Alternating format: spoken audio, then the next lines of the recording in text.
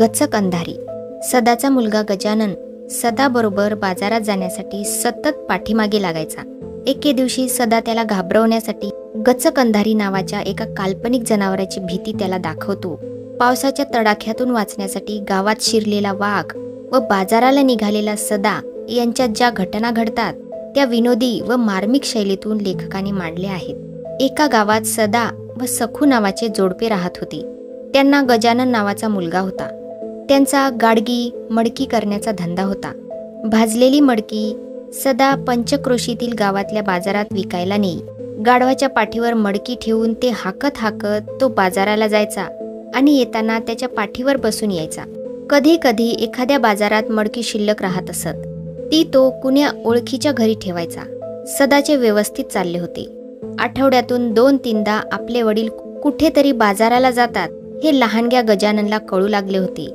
वडिलांबरोबर बाजारात जाण्यासाठी आता तो सारखाच हट्ट करू लागला होता. दरवेळी त्याची समजूत घालता घालता सदा व सखू मेटाकुटीला येत असत. एके दिवशी सदाला मडकी विकायला शेजारच्या गावात जायचे होते. भल्या पहाटे उठून सखूने भाकरी थापल्या, शिदोरी बांधून दिली. त्यावेळी गजा गाढ झोपला होता.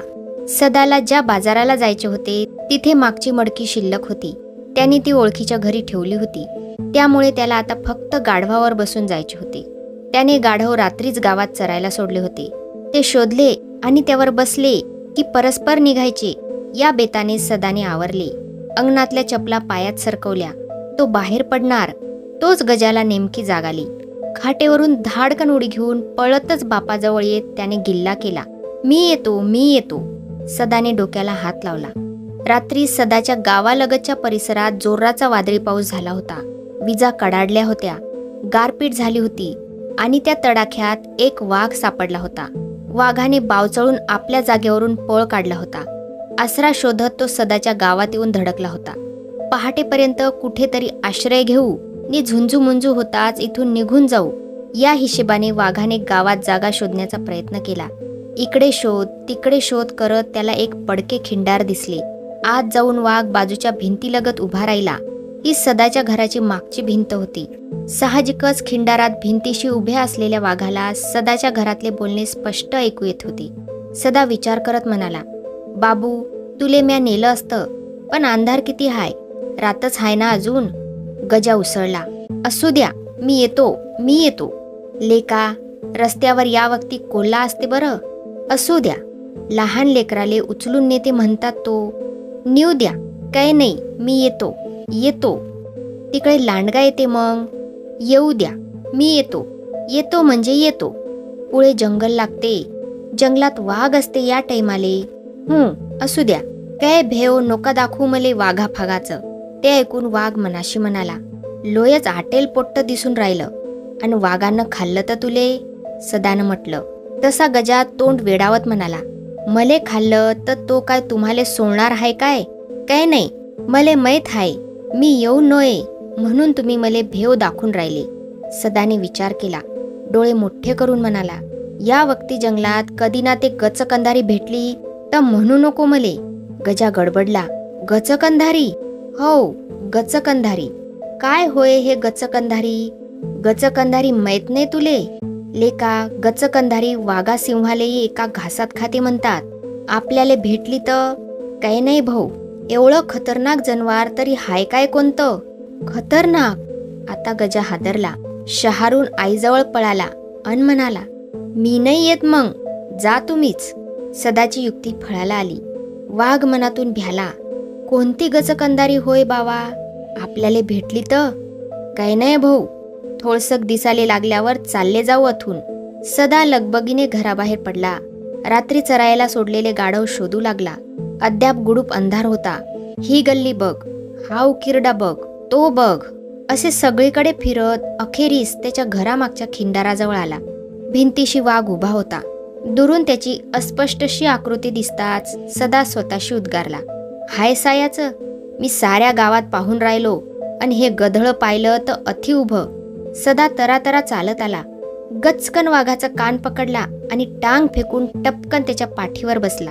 वाघ प्रचंड हादरला. बाप रे, हे गचकंधारी हाय असं स्वतःशी म्हणताना त्याला हिव भरलं. सदानं रबदेशी पायांच्या टाचा त्याच्या पोटावर हाणल्या. घाबरलेला वाघ आपल्या पाठीवरचा स्वार घेऊन निमूट चालता झाला. वाघाची चालण्याची गती पाहून सदाने विचार केला, लोय जोऱ्यानं चालून राहिलं गधळ.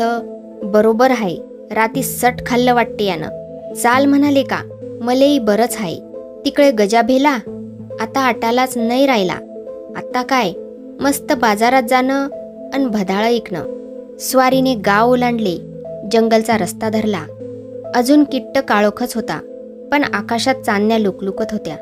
पहाटेची थंडगार हवा सुटली होती. हवेच्या झुळकात सदाला मोर पिसाच्या स्पर्शासारख्या वाटत होत्या. आणि इकडे वाघाचा धावा सुरू होता.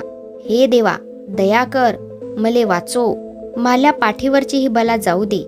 पूर्वेला प्रभा फाकण्याच्या बेतात आली. मान डोलावत इकडे तिकडे पाहताना सदाचे लक्ष वाघाच्या पाठीवर गेले. गाढवाचा राखाडी सोडून पिवळा रंग आणि त्यावर काळे पट्टे दिसताच त्याच्या मनात शंकेची पाल चुकचुकली.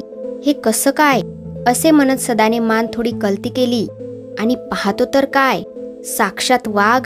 त्याला कापरे भरले. तो थाड थाड उडू लागला. या छेडछाडीने वाघ सदाच्या दुप्पट हालू लागला.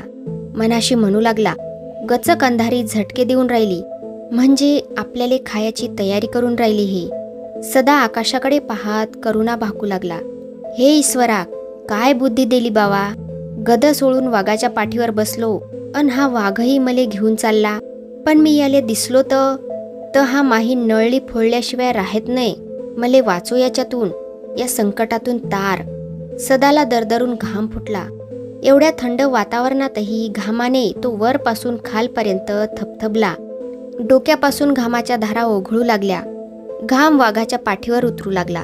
तेव्हा वाघाची घाबरगुंडी उडाली.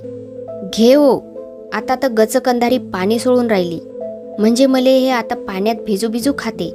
ह्या विचाराने वाघाचे काळी जोरजोरात धडधडू लागले. कापरे भरलेला सदा सुटकेचा काही मार्ग सापडतो का म्हणून इकडे तिकडे पाहू लागला. दूरवर त्याला वडाचे झाड दिसले. त्याच्या पारंब्या जमिनीपर्यंत आलेल्या होत्या आणि हा रस्ता वडाच्या झाडाखालून जात होता. सदाच्या जीवात जीव आला. वाघ जेव्हा झाडाखालून जाऊ लागला तेव्हा सदाने विलक्षण चपळाई केली. लोंबणारी पारंबी पकडत तो वाघाच्या पाठीवरून सटकला आणि सरसर वर गेला. सदा असा अलगद वेगळा होताच. जमलं बाबा, सुटलो, नाहीतर गचकंधारी आज आपल्याला खाल्ल्या बिगर राहत नव्हती. धन्य रे बाबा तुही, असे म्हणत वाघ सुसाट पळत सुटला. तर अशा प्रकारे हा पाठ इथे संपला. भेटूया पुढच्या पाठामध्ये. तोपर्यंत धन्यवाद.